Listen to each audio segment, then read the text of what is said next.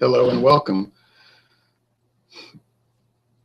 Well, we're now on the 50th anniversary of the Vietnam War. It's really, I guess, maybe depends how you look at it, but March 1965, Operation Thunder, Rolling Thunder began, and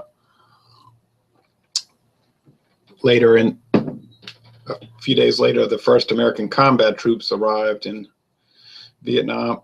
Did not leave until 73. Of course, the first American was killed in the Vietnam War in 1957. The last two were killed in 1975. So really, it's a lot longer than 65 to 73. But anyway, that's the main body of it for the U.S., 65 or 64 to 73. Now, I have this Laughing Dog IPA. I want to finish that up. It's pretty good. It's one of the better IPAs I think you can get a hold of. But there's a lot of good ones to choose from. Now, people often look at the Vietnam War in sort of a narrow perspective. You know, like there was two, you know, people on the international left will say it was a civil war between different factions in Vietnam, and that the U.S. got involved in the Civil War. But that's a very simplistic viewpoint, and it's a very biased viewpoint. And then some, maybe people on the neoconservative, modern conservative viewpoint would say, well, is the U.S. standing up to aggression, fighting against international communism, and trying to help a little country out? That's also kind of a narrow perspective also. And I think when you look at the Vietnam War, you have to look at it from a broad perspective. And I'll explain what I mean. Let's think of the Vietnam War as a battlefront in a larger war, much like you would think of the Asia Pacific Theater as part of World War II. And we need to bring that up because World War I, World War II, and then the Cold War is now often referred to as World War III. The Cold War, which started in 1944, and is still going on today. We thought it ended, but very early on, I could see that it had not ended. I remember 1992, 93, 94, I had a lot of hope, and then I started to see, yep,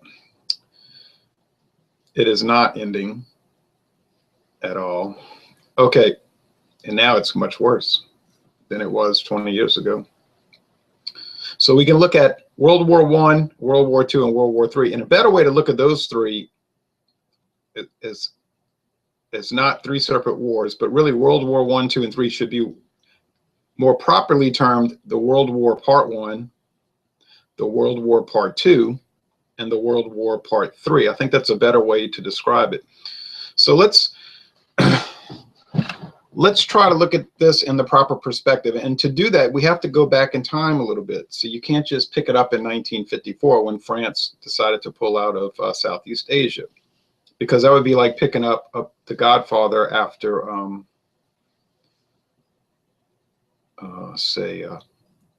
they had their meeting with Barzini and Battaglia and all of the five families to settle the problems. If you picked it up right there, the movie wouldn't make a whole lot of sense. So we need to go back really to 1689. Why do we go back to 1689? Okay, 1689 is when Charles II Stuart was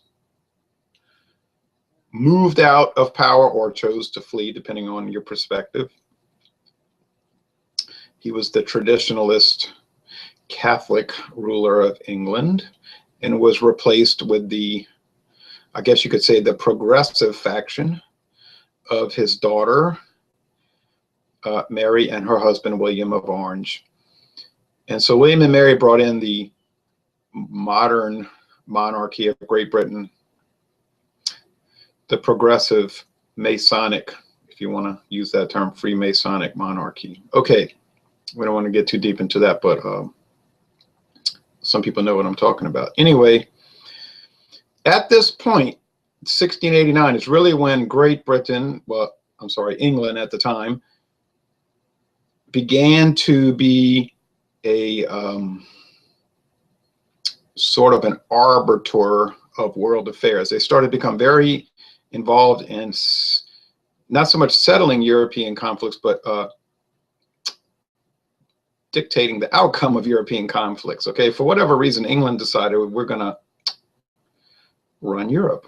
Okay, and of course, in 1707, the parliaments of England and Scotland were united in London with and the country became the Kingdom of Great Britain. Later on, the Kingdom, 1801, the Kingdom of Great Britain and Northern Ireland, Ireland, and now, since 1922, Northern Ireland, because the southern, the vast majority of Ireland broke away. All right, anyway, so 1689, the English and later, we say the British, decided they would be the arbiter of European conflicts. Now, who was the chief rival of Great Britain in those years? Well, we know it was Louis XIV and the Bourbons in France.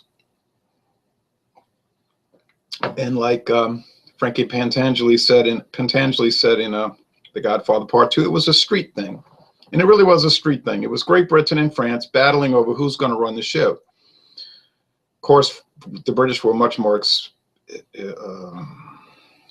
expansionist and whatnot. So France and the British were fighting over India and North America, the Caribbean, and Europe itself.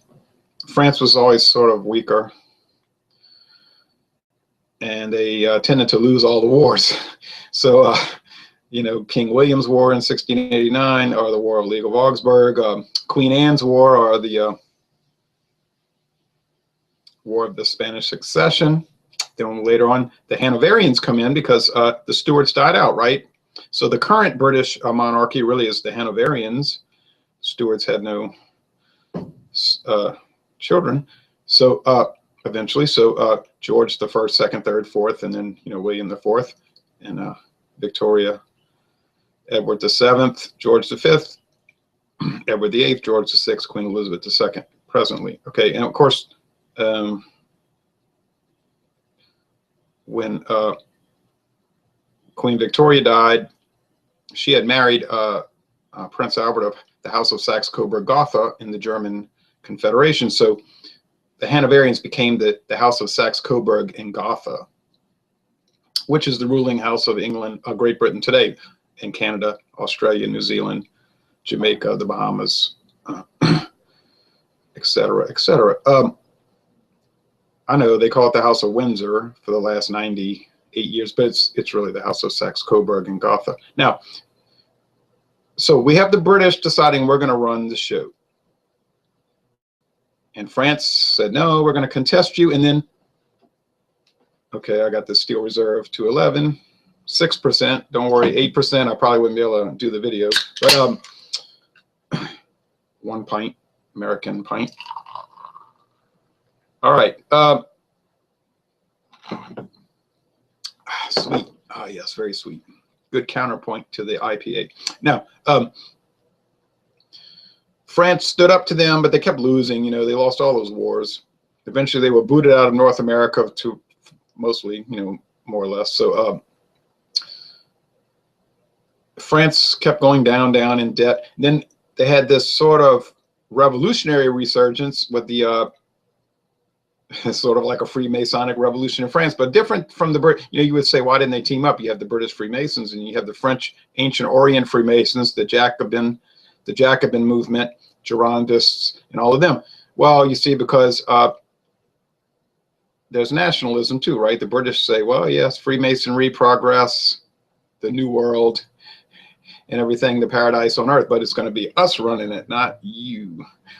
Plus, you're too radical, you damn French. So who rose up in the French Revolution? We know Napoleon, right? The Bonaparte family. And they became very powerful and looked like France might take over. So they started to rampage through Europe in the early 1800s. So that was, the British saw France as like the great enemy of the world, because we have appointed ourselves to run the planet, right? So now then, who was one of the key countries to help Great Britain defeat the revolutionary French? Russia. Now, before the French Revolution, Russia was seen as a backwater country. People didn't pay much mind to them. They were sort of the B team, you know what I mean? Like not the first string. A B-lister, not an A-lister. All right. So Russia helped the British bring down France. But here's where the problem, this is really where the Cold War starts. Because after France was defeated and the Bourbons came back into power, and they were very, you know, the British could deal with the Bourbons because that, like I said, that fighting over India and America, that was just a street thing. Whereas the French Revolution was more serious, because it's like, no, we're going to wipe you out. You know, the French Revolution was an attempt to take over the world, and that's where the roots of communism are. So it was like the first communist revolution. We're going to take over the planet and start year zero. But now the British start to look at Russia as a menace, because the Tsars, the Romanovs under Alexander the First and the other people, they seemed like they were positioning themselves to be maybe like a leader in the world movement. And they represented traditionalist, non-progressive forces, orthodoxy. They wanted to start the Holy Alliance to stamp out progress. The British weren't too favorable towards that. So you start to notice right after 1815, there's this break between the British and the Russians. And France is kind of like, okay, they're the past. We're not worried about them anymore. But now the menace is the Russians. And it just kept building up, right? The British are countering Russia in Afghanistan. And then they actually go to war in 1853 over Crimea, interestingly, right? Not, well, the Crimean War, I'm sorry, that's where they fought. They were fighting over the Russians trying to take over the Ottoman Empire, right? The Middle East. Hey, the Middle East, right? Or the Near East. Good thing nobody fights over that today, huh? All right, so the British and the Russians have a showdown, 1853 to 1856, and France jumps in. Napoleonic France, talking about Napoleon III France, because Napoleon's trying to make a name for himself and he failed miserably. But so this goes on all through the 1800s. The British, it's like a chess game. They're trying to match the Russians, and they're very worried about them. That's why the British signed an alliance with Japan in 1902 to counter the Russian encroachment of East Asia. Okay, so that was a Cold War, sometimes hot, all throughout the 1800s. It almost turned hot again in 1878 when the Russians were on the verge of annihilating the Ottoman Empire and possibly rolling Islam off the planet to a large extent. Very close. They were miles down the road from Constantinople, and they were about to recreate the old Greek, the Eastern Roman Empire, really, under Russian tutelage, of course. But they avoided a world war or a big blowout in 1878. The Russians were very angry about it. But meanwhile, as the Russian-British conflict continued to go along, a new enemy popped up, and an enemy that worried the British more than the Russians for a good long while. And that was the German Empire, the Second Reich under the Hohenzollerns, right? So in 1871, this new German Empire was created, minus Austria, the old leaders of Germany. So the Prussian-dominated Hohenzollern German Empire was formed in 1871. And it became very rich very quickly. The Germans began to gain on the British in industrial and military might, and in fact, by the end of the 1800s had passed Great Britain in industry and wealth. So the British were very paranoid about the Germans. And especially under William II, it seemed as though the Germans were not going to take being relegated to a second level. And, you know, it was, their attitude was like, who made you the ruler of the world? And so the British sort of put the Russians on the back burner and said, let's deal with this new threat, Germany. And so you'll notice all throughout the 1800s and the 1900s, the British have this great animosity towards Germany. And there's a whole lot of propaganda against this threat, like so-called threat, like Germany's going to take over the world and all of this baloney, you know, like here's the people that rule a quarter of the world, right? But they're, and really more, because they were in such close league with the United States. You could say that the USA was almost like joined at the hip with the British. But so these are the people ruling the world, but they're saying, look at the Germans, they might take over the world. So we know what happened there, right? The world, 1914 World War I broke out. The British crushed Germany. But there was that German resurgence in 1933 with the nationalist government of Germany. And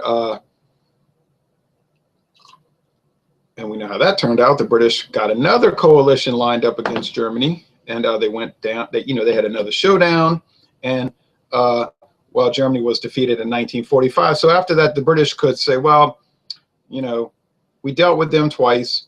We've beaten them, and Germany's been no threat since, right? We know that. But look very carefully at 1944. Because at the end of 1940, or during 1944, you'll notice something very interesting. The United States and Great Britain, who had teamed up with the Soviet Union, Russia, started to have very terrible disagreements with the Russians over Eastern Europe. And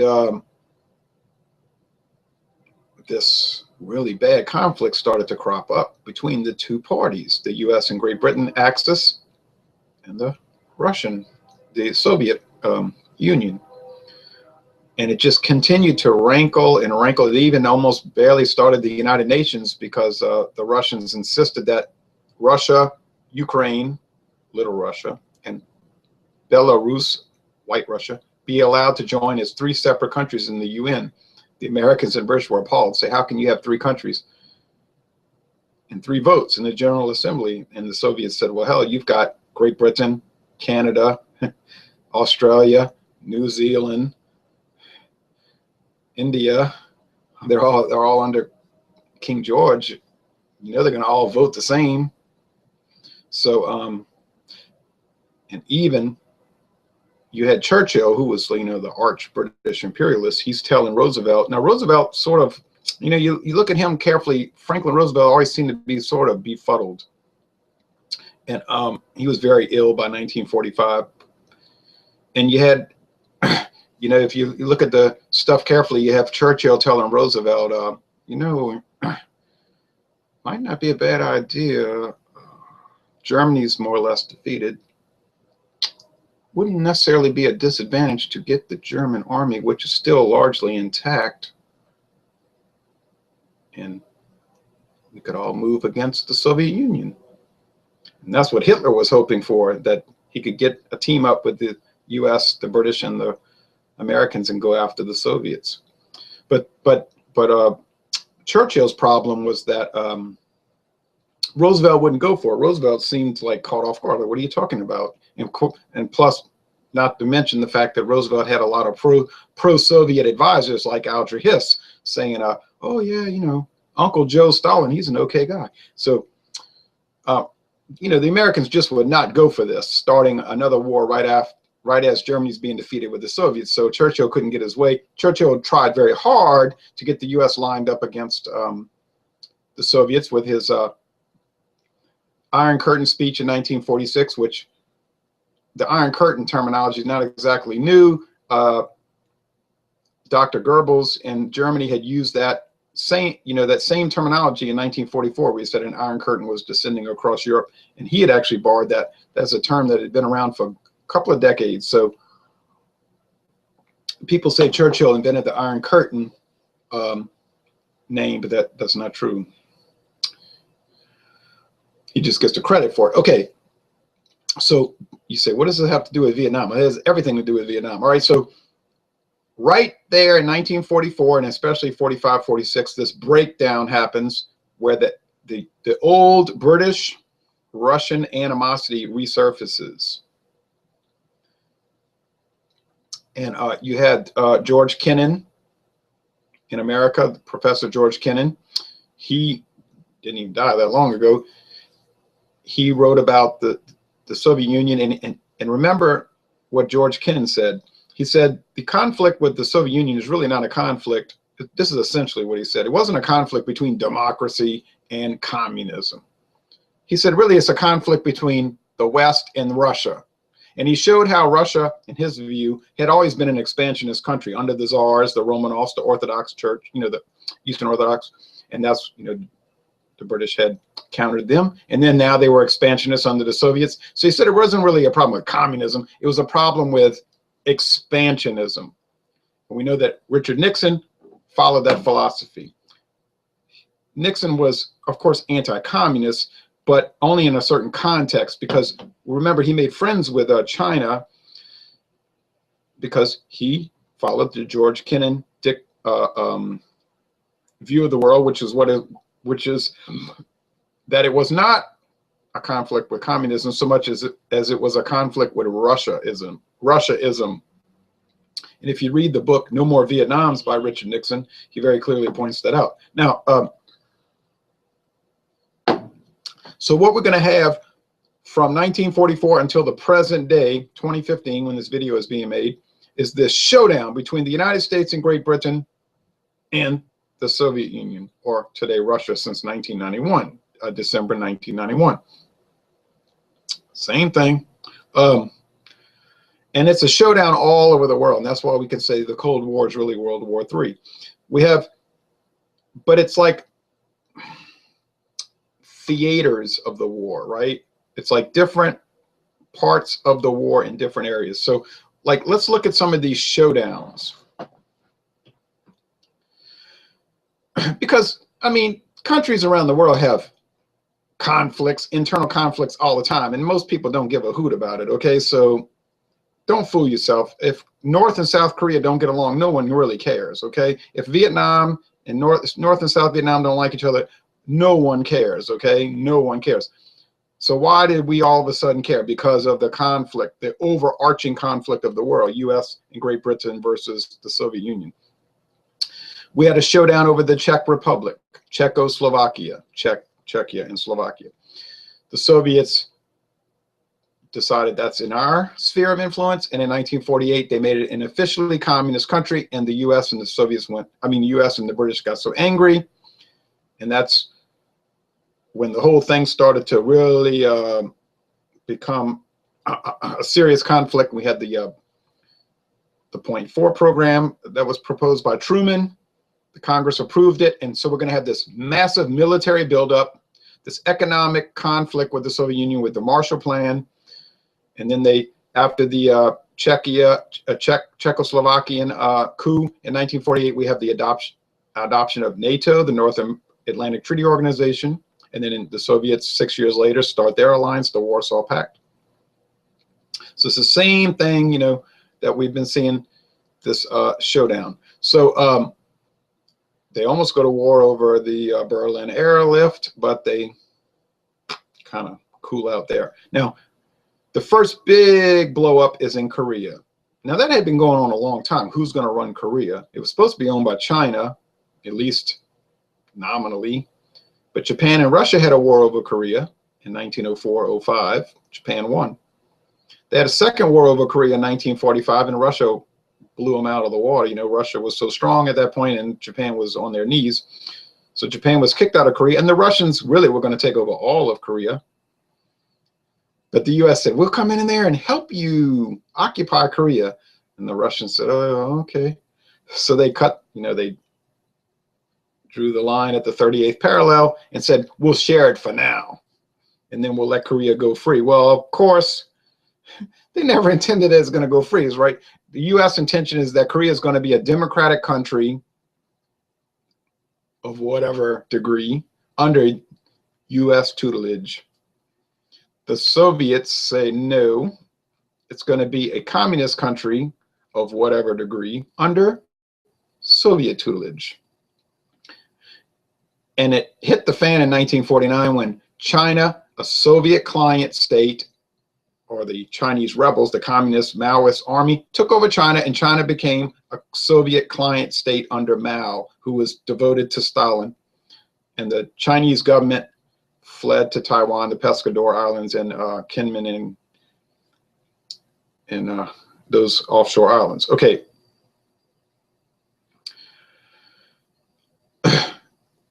And they had their big war in 1950 to 53. The Soviet Union, okay, what is the Korean War? Is it North Korea versus South Korea? Not really. It's the Soviet Union versus the United States and Great Britain. That's really what the Korean War is. It's the Soviet Union and communist-controlled China and all the Soviet allies. Not that, say, Poland could really help them much, but they, sent $1.50 and a soldier in a backpack. But you know what I mean? Like Turkey sent a few troops to help the U.S. I think Brazil sent a bag of peanuts. But you had these two coalitions fighting it out in Korea. No one, except the Koreans, could care less who took over Korea. You understand this? You have to understand this. It is not about Korea. It is about the U.S. and the Soviet Union having a showdown in Korea. Okay? They decided to call it off in 1953 as sort of like a tie, like let's just call it off, because I don't know about Truman. I don't know, Truman knew too much about anything, but his advisors knew stuff, and they thought that maybe the whole Korean War was a trick. And remember when you had General MacArthur, he wanted to go in there with two fists and all guns blazing and take out communist China and North Korea, and do whatever it takes to win, and rah rah rah, and let's cheer for the team. But Truman's, and when I say Truman, I mean Truman's advisors, okay, they say no, because we feel like the whole Korean War is possibly a trick, like a boxing match. You throw a feint punch with your right, but you hit him with the left in the jaw. And they felt like the Korean War was a trick to get the United States bogged down in Asia so that they could go for the gold, the big prize in Europe. And probably that was true. So, General MacArthur was relieved of his command in Korea because he just was he was insubordinate, really. All right. Now, see, also, please understand, I am not advising that the United States should have been involved in any of these wars, and nor am I recommending that the U.S. should have fought the Cold War or have been involved in any of these foreign conflicts. Okay, I don't want you to think that I ever recommend the U.S. getting involved in foreign conflicts. I'm just telling you what happened. Now, so the Korean War was a showdown. It was a very bad war. You had tens of thousands of Americans killed in just 3 years. You look at the Iraq and Afghanistan war, we've got much less than 10,000 killed over a 15-year period. Okay, so look at that in the context, in certain contexts.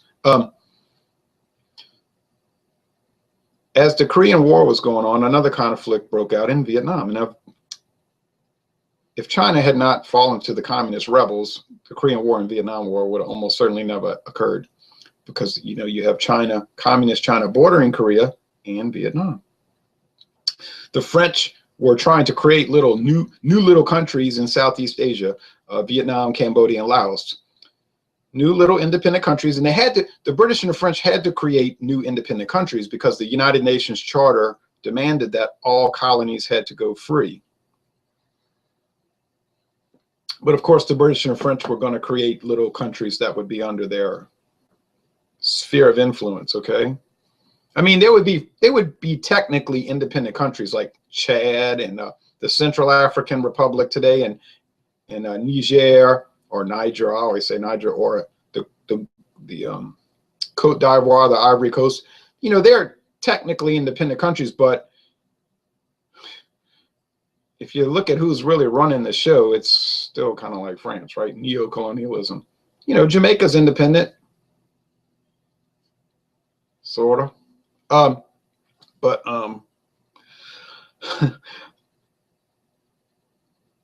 But the Chinese and the Russians say, no, these little countries, Vietnam, Cambodia, and Laos, are going to go independent, but it's going to be under our tutelage, okay, under our sphere of influence. So you have another showdown.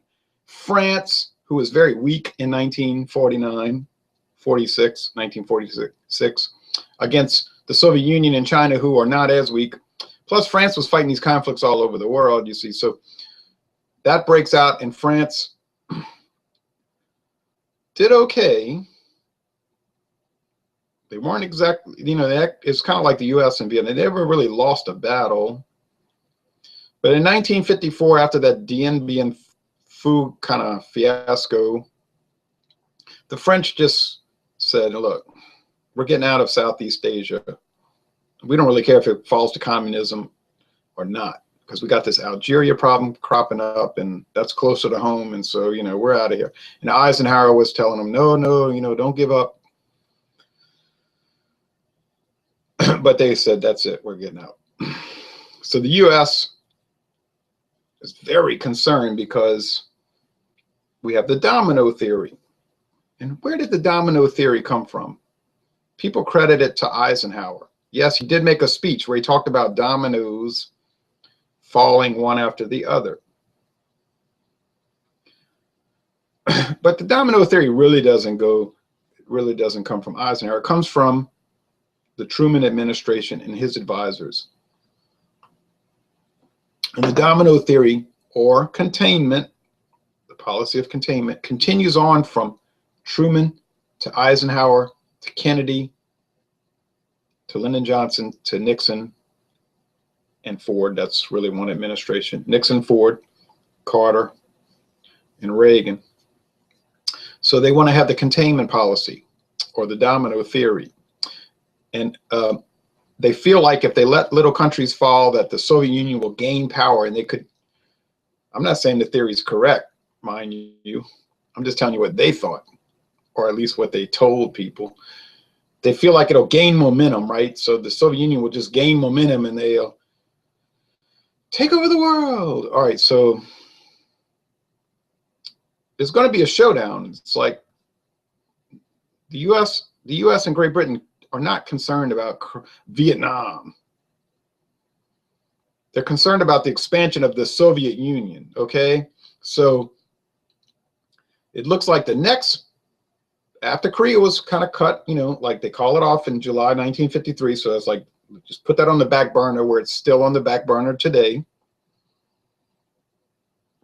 Now there's a showdown in Indochina, formerly French Indochina, until 1954, 55. So in 1955, the last French troops leave. They leave. They're gone, never to return. So the U.S. has a choice. They could just write off Southeast Asia and say, screw it, or they can send in help. Well, the U.S. isn't going to say, screw it, okay? They already lost. That's the way they look at it. They lost China. And Truman lost his job over that, by the way, because of China and Korea. He was not reelected. Well, actually, he didn't even run for reelection because he knew he would lose so bad. They lost Eastern Europe, and they say, damnation, we're not going to lose anymore. That was the attitude. We're not going to lose any more territory. We've lost some ground. We're not losing any more. So right there in 1955, the United States and the British and Australia and, excuse me, all the other countries start sending aid to the new little Republic of South Vietnam, a country that I can assure you none of them are concerned about, but they don't want it to become a Soviet, unofficial Soviet territory.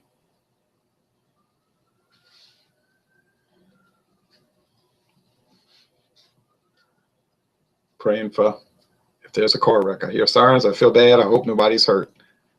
All right. I know it might seem crazy, but I just worry that somebody's hurt. All right. And if I ever get in a wreck, I hope people pray for me. Pray for me. All right. Now, back to the story. So the U.S. starts to slowly send aid to South Vietnam, this new little country that is standing on legs of jello. Meanwhile, Red China under Mao, and the Soviet Union under now Khrushchev, because Stalin died or was killed in 1953, is going to send money to North Vietnam and they're going to battle it out. Now, at first, the U.S. was sort of reluctant to go into another war immediately, so they tried to prop up South Vietnam and keep them in business, but man, that little country had so many problems. The problem with South Vietnam is they had problems with the Catholics versus the Buddhists.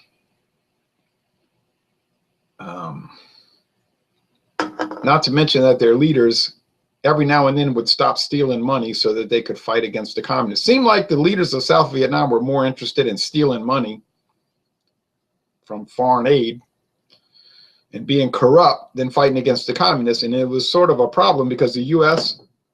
government was telling them, okay, now this is what you got to do to survive. You got to use all these weapons that we're giving you, and you got to follow this training program that we're instituting so that you can fight against the communists. But the South Vietnamese leadership always seemed to be lost. Like they didn't get it. So the U.S. is sending advisors starting in 1955, 56. Just a few at first, like we're going to show you how to fight.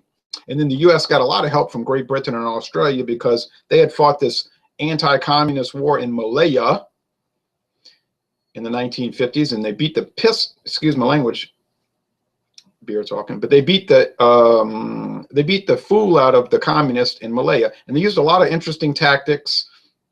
It was very successful. Of course, Malaya wasn't bordered by Red China, so that was a big advantage to them, but they were able to really have a lot of success in this guerrilla warfare, or anti-communist insurgent warfare. So the British and the Australians go in there and kind of show the Americans, well, this is how you fight a communist insurgency, blah, blah, blah. Of course, the big problem there is that you're really not fighting a communist guerrilla army. You're fighting the Soviet Union, China, and North Vietnam conventional army with, modern weapons that are flowing in across the Chinese border now. So, well, we know the story, right? So little South Vietnam begins to crumble in the early 60s. By 1963, under Kennedy, it's like really bad. And Kennedy, he was sort of, he had the same advisors that Truman had. I mean, the same establishment. These people had been in power from Columbia University and Yale and Harvard. I mean, these guys, they knew a lot of stuff, and they were, Kennedy was, I mean, they could get him to stop chasing girls every now and then, and he would sit down and look at a map. He had some competence. I mean, he was a war hero, or at least they claimed he was, whatever, I don't know if that PT boat story was manufactured or not, but I mean, Kennedy was a rich kid whose daddy got him to get elected president. We know all that. He had curious and troublesome ties to the organized crime, and I mean, he was hanging out with some really sinister people, right? I mean, we knew all that, and he was a pill popper and a womanizer and a bastard, really. But he seemed to have some competence, like he could understand. I mean, if you read his ghost written books, they're interesting, but anyway, yeah, I guess he was sort of like a fake person, really. But he says, yeah, we got to stand up to the communists. And the CIA says, no, we got to get rid of this guy, Diem, right, in South Vietnam. He's a real incompetent fool.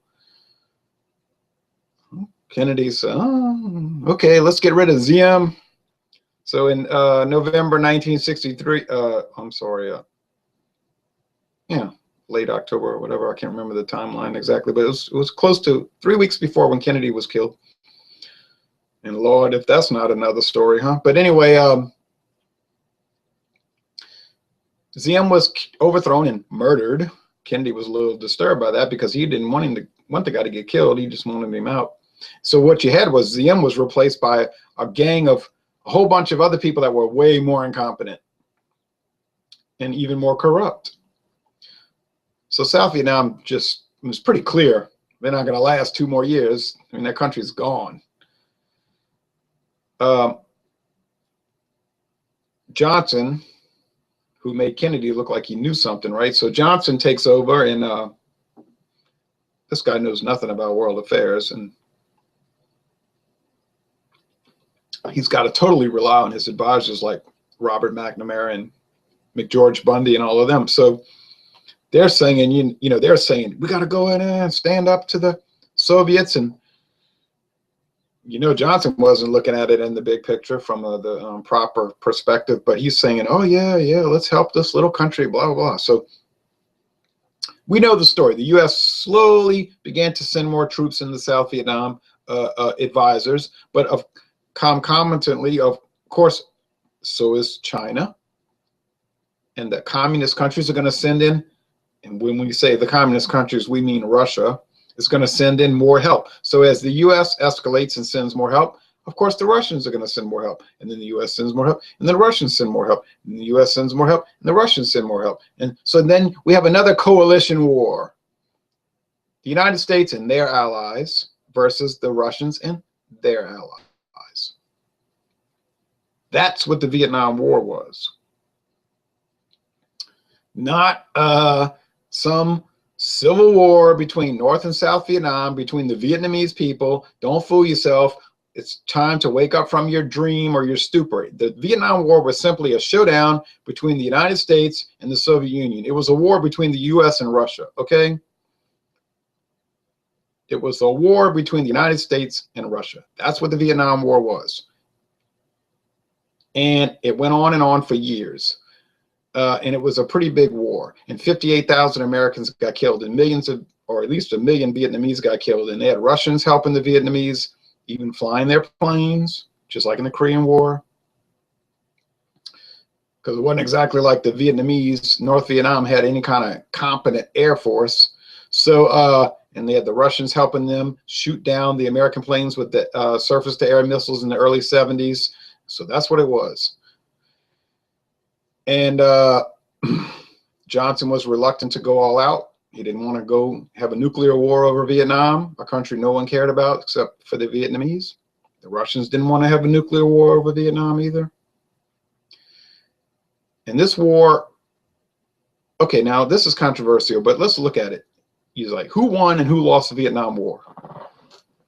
Now, the people on the left, your pro-communist people, might say, oh, the United States lost the Vietnam War.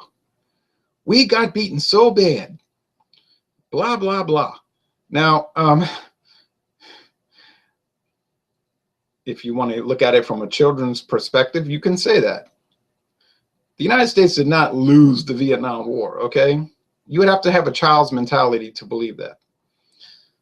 The United States basically decided to leave the Vietnam War in the early 1970s because everybody was sick of it. It was sort of like an equation. Was it worth losing all these tens of thousands of Americans in this showdown? And not to mention the fact that the Johnson administration couldn't present anything too well and couldn't frame it too well. They're not seeing it.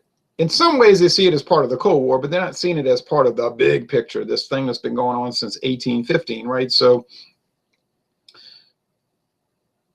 the Vietnam War was costing the United States a whole lot of money, causing inflation. Look at the inflation that went on in the early to mid 1970s. And that was caused by Vietnam and the war on poverty. You want to spend a lot of money. You don't want to raise taxes. So what do? You just borrow the money and you print money, which devalues the currency.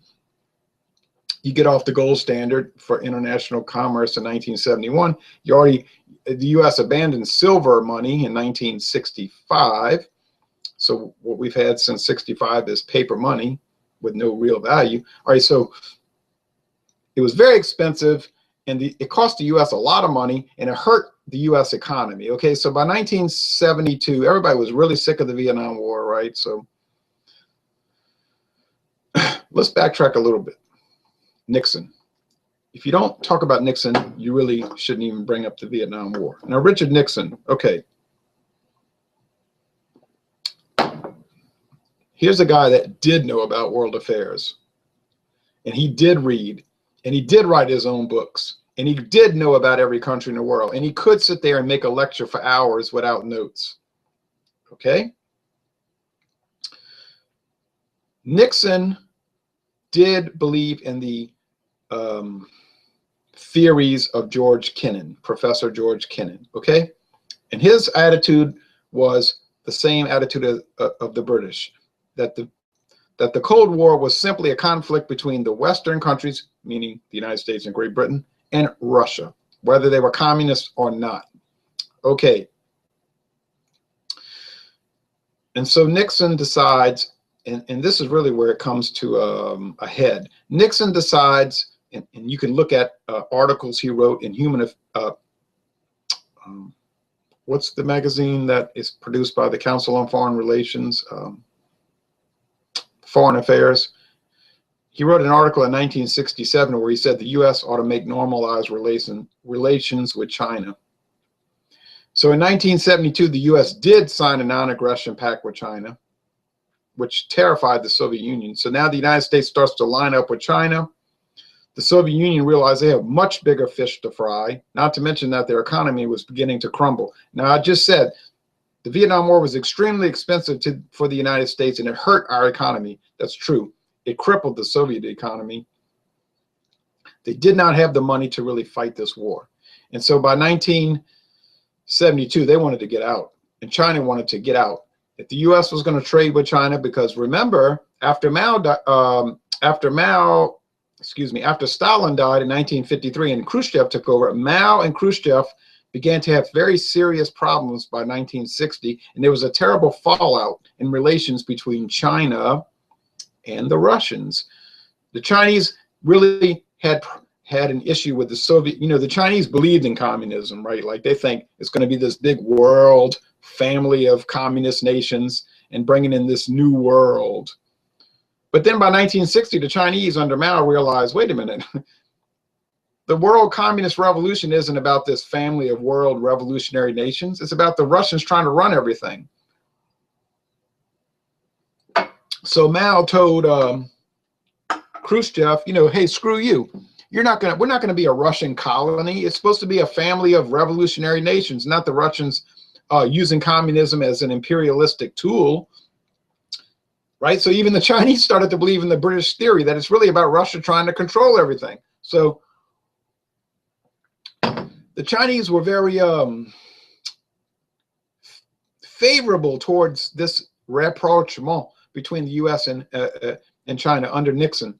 So in 1972, when the Chinese and the U.S. made their non-aggression pact and their trade agreement, the Russians were very terrified, because they feel like they're being surrounded, right, by enemies. So the Russian attitude toward Vietnam was, hey, screw you. You're going to sign a treaty or don't sign a treaty. We don't really care. They told North Vietnam that pretty clearly. You can sign a peace agreement, a ceasefire, or you cannot sign a peace agreement. We don't really care. We're getting out.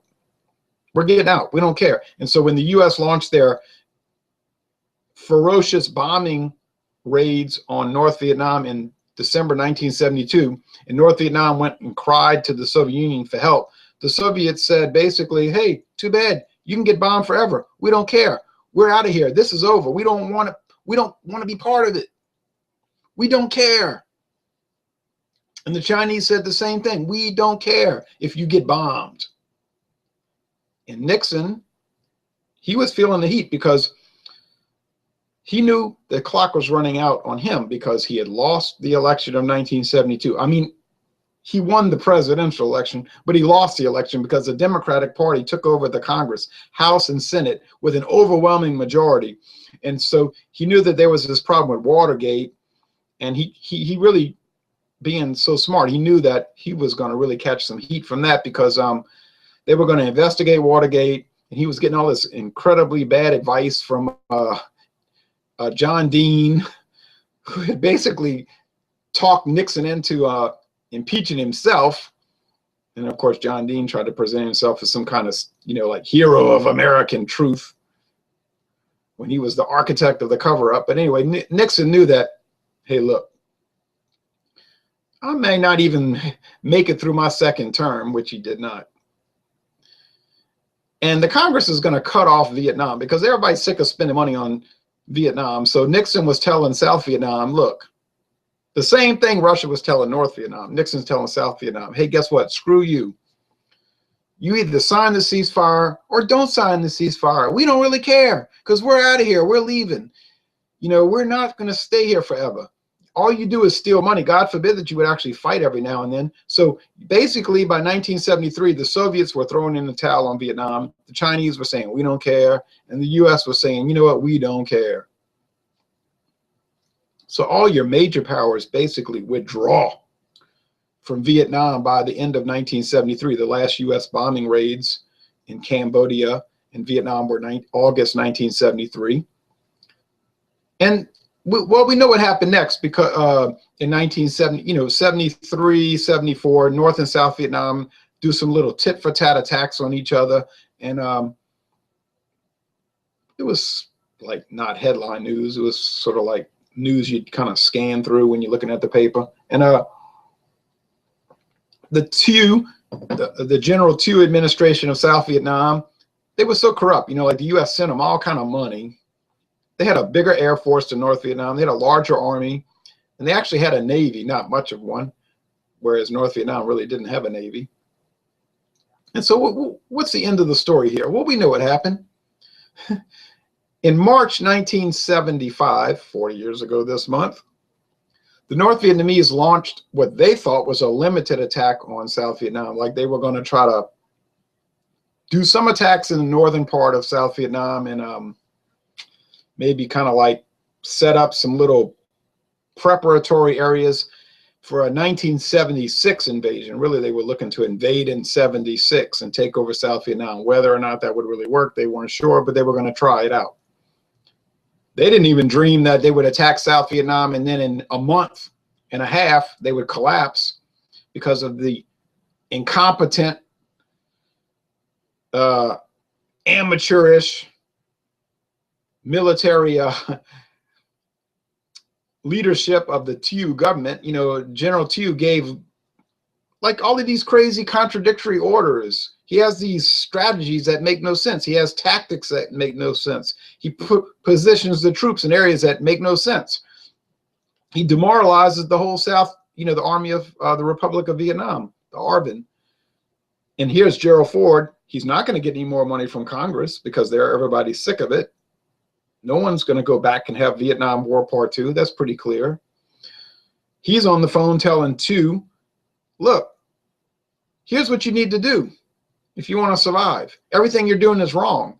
And he's saying, do this, do this. Gerald Ford's advisors, they kind of know how to fight a war, right? So they're saying, look, do this. You know, these are World War II veterans. And then Thieu, with his moronics, does everything opposite. So what does he achieve? His entire country collapses. The North Vietnamese army basically just, I mean, the South Vietnamese army just runs. That's what they did. They run. They just run south towards Saigon. And Gerald Ford and his people are saying, what are you doing?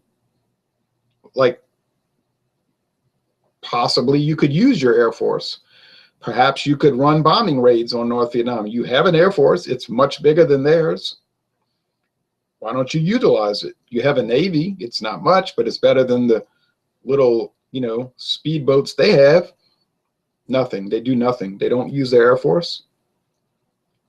They don't use their much bigger army except to run south.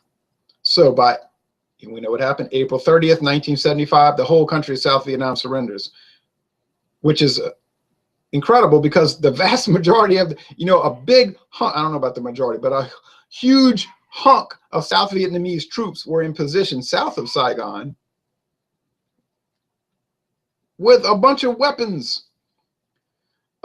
South Vietnam had daisy cutter bombs. You know, a daisy cutter bomb is an incredible bomb. It's the biggest and most powerful bomb this side of a nuclear bomb. It's this close to a nuclear bomb. They used one. And when they used it, it was incredible. What was that? Juan Loc. They dropped it on the North Vietnamese. They killed like tens of thousands of North Vietnamese soldiers with one bomb. It's like, use the damn bombs. They don't use it. They have a whole warehouse full. They don't bother using them. It's like, use your planes. They won't use them. I mean, Tew took off and left the country with all the money. So, I mean, you know, how can you, it's like, basically the Vietnam War was a showdown between the United States and Russia, and the US put their money on a bad horse. They put their money on a bad horse. I've talked to Vietnamese, and they don't blame the US for that loss. They blame their own corrupt, incompetent, ridiculous country for the loss, and their abysmally, you know, horrible leadership. Okay? I mean, you basically be dealing with the most incompetent group of people that you've ever run across, seemingly with no will to fight. And this went on from 1955 until 75. For 30 years, the United States is telling these people, it's your country. Perhaps you should fight to defend it. They showed no will to fight. They seemed oblivious to training. And we know it can't be an ethnic thing, right? Like, you might be racist or whatever and say, well, these Vietnamese people, they can't grasp military tactics. Well, North Vietnamese seem to. So, you know, I mean, the U.S. put their money on a bad horse, and what happens when you put your money on a bad horse? You lose. It's sad 58,000 Americans had to die in this, I guess you could say, ridiculous conflict. Now, do I advise the U.S. being involved in Vietnam? Look, I don't even advise the U.S. being involved in any foreign conflict since 1898. I don't even think the U.S. should have attacked Spain in 1898. So don't ask me. You're asking the wrong person. I wouldn't even say the U.S. should be involved in World War I or World War II. So don't ask me about Vietnam. But if you look at, in the context of the Cold War, if you have this mindset where you want to fight the Cold War, in other words, you want to have a showdown with Russia, fine, yeah. Hey, fine, send troops to Vietnam. Fight them in Vietnam so you don't have to fight them in Los Angeles. If you believe these types of preposterous theories, you know, that was the theory. If we don't fight the communists in Vietnam, we're going to have to fight them in Los Angeles. If you want to entertain that type of fantasy, go ahead. There were already communists well entrenched in the U.S. government, media, print media, film media, radio media, etc. So, I mean, fighting them in the jungles of Vietnam is not going to save America. But anyway, the whole point of this is to show you that the Vietnam War was simply a battlefront of a centuries-long conflict between the Western countries, in other words, Great Britain and the United States, and Russia. This Cold War is continuing today. Where's the battlefront today? Eastern Ukraine, Syria. Yes, that's correct. Syria and other places. It's a sad situation, but that's imperialism for you. All right, well, thank you for watching this video production. I would be very interested in people's responses and comments. So, well, so long, folks.